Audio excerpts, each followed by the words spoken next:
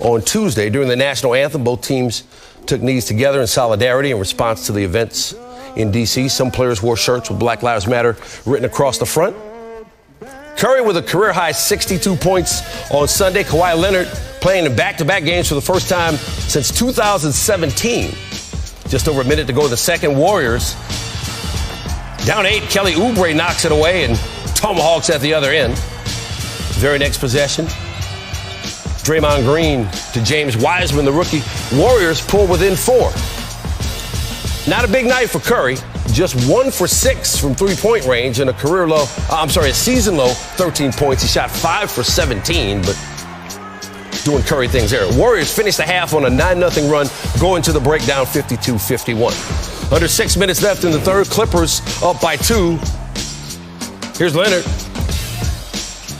Fadeaway jumper working. Clippers back up 4, less than a minute later. Clippers bench, not as potent as it was last season, but Lou Williams can still get it done off the pine. Clippers will go into the fourth up 6. This is the first time this season the Clippers had their full complement of players with everybody available. Early fourth quarter, Warriors down to Andrew Wiggins. Nailing the 3. The Warriors go back up by 1.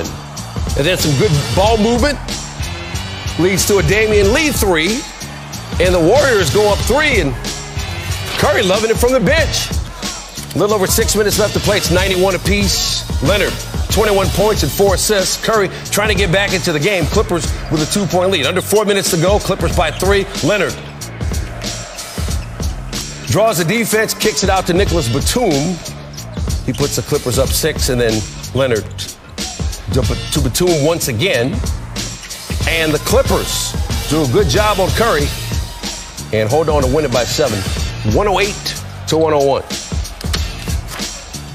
A couple games into the season at this point, Paul, how do you think you are building your chemistry with Kawhi Leonard? I think, it's ongoing process. It's trust between myself and him. It's a pleasure being on that court with him. I enjoy this process with him. I think we're learning, we're figuring it out. Most importantly, we're growing together, and we're helping leading this team together.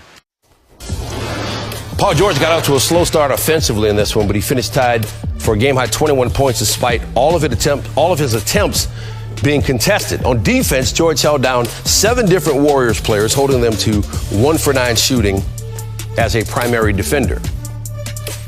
Let's bring in Tim Legler once again. So, Tim, we know about Paul George and Kawhi Leonard, but a big part of what the Clippers were able to do last year in the past few years was that bench. No Montrezl Harrell now coming off the pine, but they still got some guys who can get it done. What's up with their role players?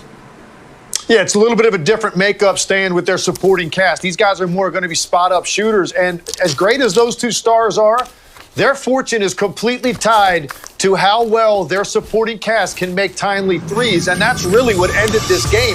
Golden State hung around. Their bench did a great job at the start of the fourth.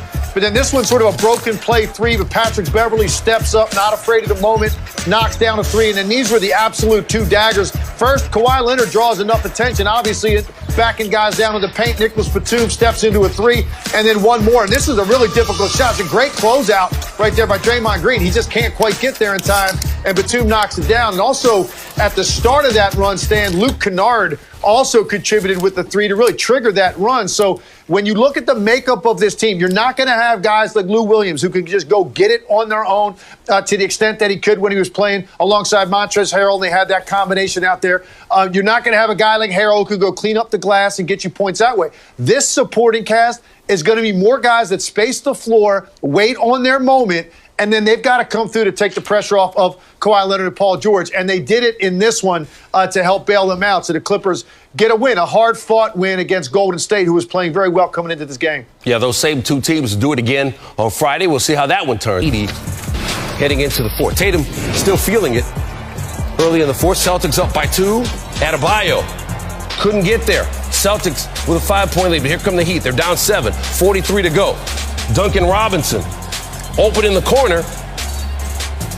Heat cut it to 105-102 after the free throw. Robinson was 16 points, shot 5 of 11 from 3-point range. Next possession for the Heat. Goran Dragic misses his 3, but Adebayo there for the rebound. Kicks it to Dragic, who shows that persistence does indeed pay. Heat tied at 105. Marcus Smart drives, misses, but Peyton Pritchard there to clean it up and give the Celtics a lead with 0.2 to go. Take another look at it. Pritchard there for the rebound, put-back game winner. Celtics win it 107-105. Tatum with 27, including 5 of 8 from three-point range and 5 rebounds. All right, so let's bring in Tim Legler now. Tim, Jaylen Brown and Jason Tatum, either one of them can be the main man for the Celtics on any given night, but when they're both working together, especially down the stretch, hard to deal with. What'd you see from them?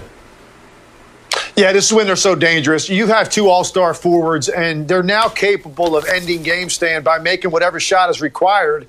Sometimes that might be get to the rim. Sometimes it might be mid-range. In this case, they took the three-point shot late. And this is the evolution of 2 players that neither of which was a consistent three-point shooter earlier in their career, but to be able to take these shots late in the game. And these are really the 3 dagger shots that closed this thing out and gave them separation at a critical time in the game.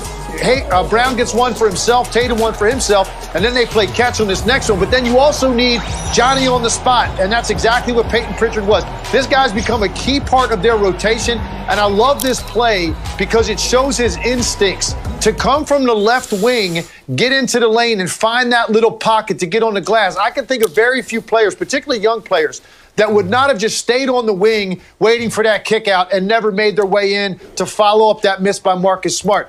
Peyton Pritchard has been a great find for the Boston Celtics, particularly without Kemba Walker. He's getting a lot of those backup guard minutes, and he has been valuable for the Boston Celtics in a lot of their runs. And then tonight, the game winner because of his instincts and nose for the ball and making a really great play when his team needed it to make sure that that game didn't get to overtime.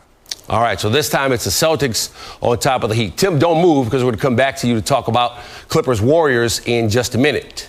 In the meantime, though, Tatum and Brown not only doing it on the court, they've also been very outspoken off the court, speaking out on social justice issues, and they both had a lot to say on Wednesday. Reminds me of what Dr. Martin Luther King has said, that there is 2 split different Americas. In one America, you get killed by sleeping in your car, selling cigarettes, or playing in your backyard. And in another America, you get to storm the Capitol and no tear gas, no massive arrests, no, none of that.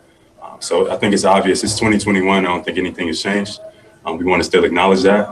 We want to still push for the change that we're looking for. But as of yet, we have not seen it. It's tough because, we're not surprised by what we see on TV. It's the world we live in. I just feel like, the same energy should be kept as, when, we see our people, peacefully protesting for, things that we see, our people getting, murdered on TV and live and videos. And, they're protesting the Capitol or rioting the Capitol, for losing an election. It's 2 different things. And I want the same energy on TV, to be, they're thugs and criminals, the same terms that they use, when they see our people, protesting for losing.